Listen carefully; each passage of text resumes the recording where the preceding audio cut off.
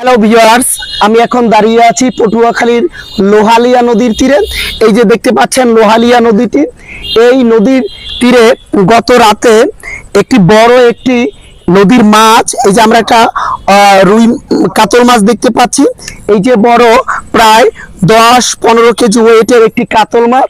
এই কাতল মাছটি এই নদীর তীরে উঠেছে, কিন্তু সে কোনো কারণে সে নামতে পারেনি, তাই এখানে মরে রয়েছে। এখানে আমরা যে মৃত মাছটিকে দেখতে পাচ্ছি, এই মাছটি এখন একেবারে পচে গলে গেছে।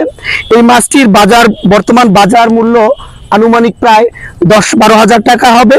আমরা এই যে বড় মাছটি দেখতে পাচ্ছি, এই মাছটি হয়তোবা পেটে ডিম হয়েছে বা এই পেটের ব্যথা অসুস্থজনিত কারণে সে এই ডাঙায় উঠেছে আর নামতে পারেনি, তাই মৃত্যুবরণ করেছে। এই যে বড় মাছটি আপনাদের দেখাচ্ছি। ধন্যবাদ সবাইকে।